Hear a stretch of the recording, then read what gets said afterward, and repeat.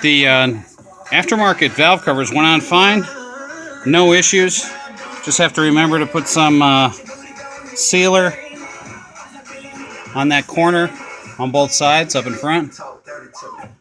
Plug gap says from the factory 44 thousandths.